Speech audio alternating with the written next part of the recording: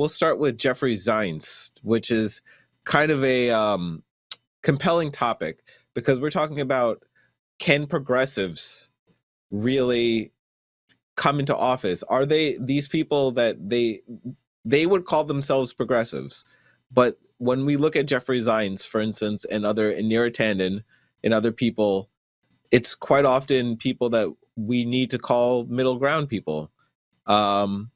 So 1 second, sorry about that. No problem. Jeffrey Zients, a candidate to lead the administration's coronavirus response team, is arousing resistance from some progressive Democrats. Was the head of the Obama's administration's National Economic Council, working to push across the finish line a federal rule that would prevent financial advisors from taking advantage of retirees. He won praise from progressives for fending off this fierce resistance from Wall Street and for fighting for consumer protections. Mr. Zients joined the private equity investor Vincent May's Cranmer Fund as chief executive. The private holding company has investors from the United States, and it's important. Can you actually go back to that picture of Jeffrey Zients?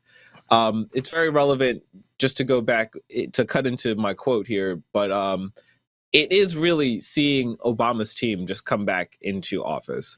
So that is one of the more relevant points. If that is a positive or a negative is what I think we need to discuss. So just to finish to talk about Mr. Zients, he joined the private equity investor Vincent May's Cranmer Fund as chief executive.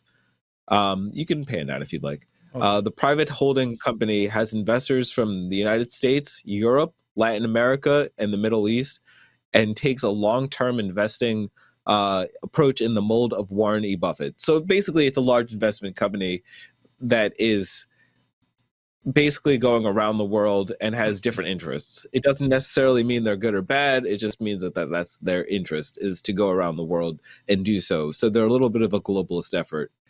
There are concerns from progressive advocacy groups that he would defend corporate America if given top economic policy jobs in the Biden administration.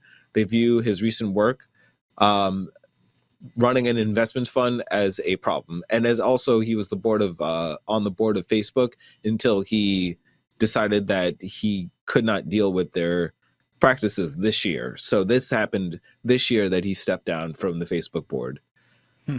How do you see this, Robert? Like, I see a lot of conflicts of interests. Like, a lot of people, more corporate lobbyist type of, like, behind the scenes craziness going on, that's just how I look at it. I mean, people say Obama was a great president, but they did a lot of corporate Democrat type of things in the background that a lot of people didn't see. And I feel like this is, now that Biden's back in, it's more of the same old with it. So it's just, to me, like a lot of conflict of interest issues that I see there. They should have more people related, and I don't know if that makes sense to you or not, but I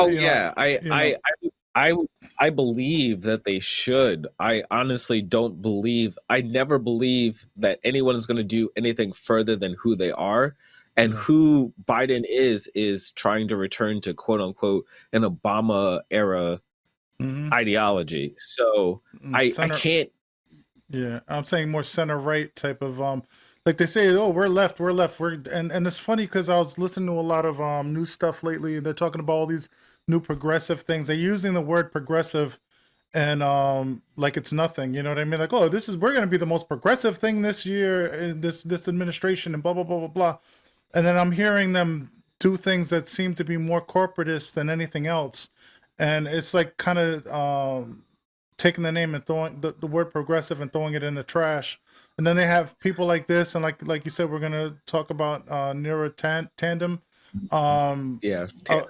Tandem. I'm sorry if I'm pronouncing it wrong.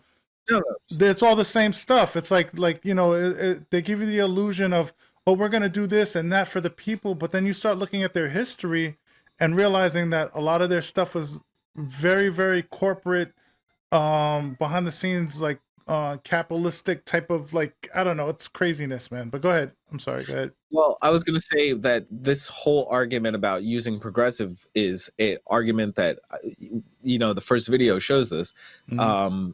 it is something that is actually an old thing where the use of progressive is almost we're reinstating what progressive is now. We're redefining it in a way.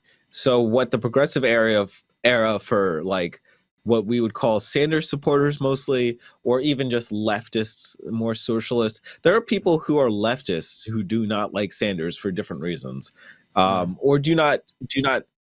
I don't know. I don't think you should give anybody too much praise, but they don't give as much praise to him because for different reasons. But yeah, what I would throw up is this first video with Zients in it. Okay.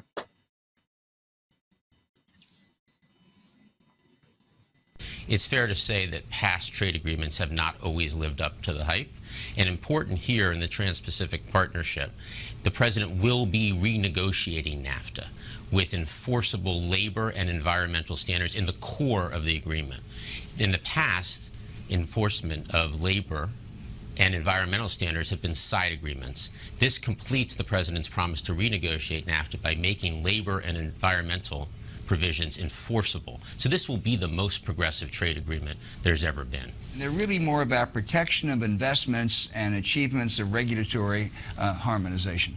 I would maybe push back a little bit on what Larry says here, in that I think this is about making sure that our American workers compete on a level playing field. A level playing field in terms of labor, a level playing field in terms of the environment, and a strong Trans-Pacific Partnership Agreement enables us to have our workers and companies compete on a level playing field. And when we compete on a level playing field, we win. For those reasons we talked about earlier, we lead the world in innovation. We have the most productive workforce. We have this new source of competitive advantage in energy. So I'll take our team any day if the playing field is indeed level. And that's what strong progressive trade agreements do. They level the playing field for our American workers. Yep. Progressive. Like, yeah, that's not progressive, this is 2015, and this is 2015. This is when Obama was still in office. So it's the idea of, it's a word. And unfortunately, what I've learned is that it is used at certain points, and it's not incorrect to think that having a global market is it is a progressive thought. But at the same time, the way that the TPP was actually enabled did not really do that. It really gave a lot of power to corporate industries. And then also they ended up then merging with each other over the last 4 to 5 years. So it's not like that was really helpful. That wasn't truly progressive. It was more that it was an idea that in its standing as a theoretical topic, it is progressive. So you can say it is, and it becomes a rhetorical instrument to say, I am progressive. Yeah. It's crazy, man. I've concluded that, like, they know what's popular now. They know that the progressive people, like the more far left people, that's the word that they can relate to. And they're using it to make it seem like whatever they're doing is innocent in reality. And they're also saying that to the people that don't know any better, that's the reason why they're using it. They want to make it, we're not far left, but we're left enough to be progressive. They have the progressive, the Progressive Caucus or whatever, and I think that's what they call it. Is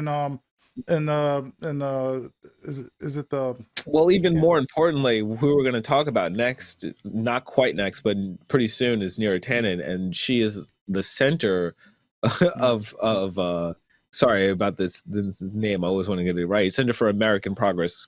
I always just call it CCAP, but Center for American Progress. So that is one of the least progressive left groups there is, and it's not that it's not a left group. I have to admit that it is actually probably one of the solid choices here. I hate the choice because it's literally placating to the center of the movement. It makes people believe that this group of people were the important and relevant factors in getting Biden elected. And that's the only thing that matters. The people who got Biden elected, not necessarily progressives who are the left side of the wing. So they didn't do enough.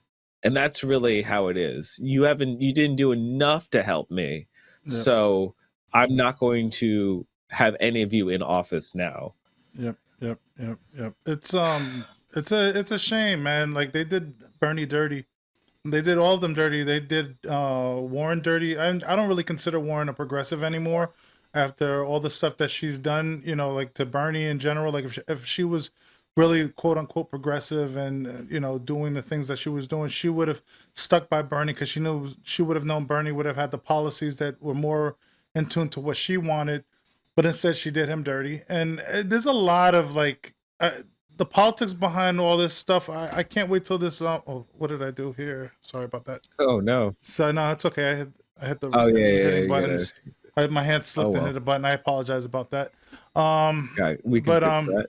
Yeah. But what was I gonna say? I kept my hands too close to the buttons. But yeah, regarding Warren, well, not Warren, just them in general. It's like what they did to Bernie. Warren's a good example because Warren should have gotten a better role in. It doesn't seem like she's going to get a role at all. Not at all. So they took advantage of all of them. Yang's on a blackout. They said that that they're not showing him anymore. Well, at least not that much on television anymore. All that's, you know, it's funny. Like I watch my mom watch MSNBC, like every day I go to her house. I visit her at least 2 to 3 times a week, you know, to help out. And it's like the things that they feed people, they're like, oh, you know, like believe this, believe that, and we're progressive and we're this, we're that, we're gonna be as far left as we've ever been in the past. And all the stuff that they're showing, like if you pay enough attention and you look at the people that they're trying to bring into the office, the folds or whatever it is. Yeah, I don't know why. I've been working too hard, man. Sorry. But you understand what I'm saying. They're doing all this stuff, and it's so contradictory to what it should be. You know, they're supposed to say, oh, we're going to bring Bernie in. Bernie's going to do this. We're going to do that with this person because they have the best. Like, what's wrong with doing a Green New Deal? Like, if it means helping the environment and the economy and everything else. They say it's too expensive. They've proven in this country that they could pay for pretty much anything. Like when it comes to medical health, you know, healthcare, when it comes to, you know, whatever they wanted to do, you know, if they really wanted to do progressive and more left-leaning stuff, they could do it, but they choose not to. They keep bringing in people. Why they're talking about the Trans-Pacific Partnership and all these like other things just tells me that they're going back to the way it was. It might not be. It's like they're going back a little bit compared to what Trump wants. You know, but it's very little change. It's very little change. Like it's like very manipulative. If you pay enough attention, you could see that they're making it look like we're going to do all this stuff. I'm like, but that's what was happening during the Obama years. It's like that. What did people get during that period of time? They didn't. Well, then I hate to read this whole section, but I should read this whole section just before we move on to Neera Tandeen. Okay. Is that it's just because this is a lot of relevant information. In this Obama administration, his role was essentially to be a management consultant for the executive branch, cutting costs, finding efficiencies, and looking at things like a businessman. The revolving door document says, the group points to the majority stakes that Krenemeyer took in North Star Anesthesia, a company that provides anesthesia services to hospitals and medical offices, in 2018. It cites negative reviews that North Star Anesthesia received through the Better Business Bureau, including allegations of surprise billing and threat to send a dental patient's bill to a collection agency during a dispute over insurance coverage. So I have to also then say what the other picks are right now. And none of these picks have also been, they're not all bad picks. These include Janet L. Yellen, the former Federal Reserve Chair, to be Treasury Secretary, Cecilia Rose, a Princeton University labor economist, to run the Council of Economic Advisors, and then there's Neera Tandeen, the Chief Executive of the Center for American Progress, to lead the Office of Management and Budget. The problem with Neera Tandeen, which I almost wanted to play a video for it, but at the same time, it almost seemed a little incendiary. The problem with her is that people like, oh, okay. Do you have the video? No, I Oh, have, okay, good. yeah. You have the image of it. So Neera Tanden, it's important to note, is a center figure for Joe Biden and Hillary Clinton. Neera Tanden is Joe Biden's nominee for director of the White House Office of Management and the Budget. Joe Biden's nominee for a key economic post has deleted most of her 1,000 tweets of her own tweets. Hmm. So that's what I mean, is that she's a little bit of a shady character, and there are people that are. She says she Go ahead. wants to cut like entitlements. She said Yes. it, and there's video of her saying it. Which is She is beyond me. she's a neoliberal figure, Yeah. and it is interesting that the name of her think tank is Center for American Progress, because it's one of those uses of words to get a point across without actually meaning anything. But just to finish real quick, Tannen is a former policy aide to Hillary Clinton, has also been a fierce critic of the senators for the Democratic side of the aisle. For example, the progressive Vermont Senator Bernie Sanders. So a lot of the people who have issues with Neera Tanden are people who were Sanders supporters who got a lot of flaming from her. And that's the thing. It seems like a lot of flailing straight at the face of people who were Sanders supporters. And it almost feels a little predatory that we were forced to vote for you, and you're not going to have any of us be on the cabinet. But they took advantage of the fact that they knew everybody wanted Trump out. You know what I mean? They knew the progressives wanted Trump out. They knew if we would have like done what happened, well, we didn't really cause Trump to get elected in the first place, because they want to say that progressives, oh, you didn't vote enough for us, and that's why Trump got elected. No, we voted more for for Hillary Clinton than Hillary Clinton supporters did for Barack Obama when the time came. So at the end of the day, they could point the finger at whoever they want to blame, but we did our part in both elections, and we were kind of like forced to do what we wanted. We didn't want any of that at the end of the day. I think it was like 25% of Hillary Clinton supporters didn't want to vote for Barack Obama, while 15%, I think it was either, 15% didn't for Bernie, and 25 for Hillary, or whatever it was, something like that, if I'm correct. At the end of the day, it's like, it's all, they just want to point the finger. For whatever reasons things don't go their way, they point the finger. And they knew that we didn't want to have Trump in office. He's caused a lot of death. He's caused a lot of hardships for everybody. You know what I mean? Like in regards to financial hardships, Why is my mouth hardships? You said it, man. It's like my mouth is dry. I'm sitting here. I had coffee, and for some reason, my mouth is drier now. Maybe it was a little too hot. But, anyways, then for everybody. So we all want him out. So we were forced to settle at the end of the day. And it's bad. And now they're taking advantage of it. They got what they wanted, and now they're gonna take their ball and go home. You know what I mean? That's what it feels like. They're like, let's play together now. Then they're like, okay, we're done, and then they just left with it.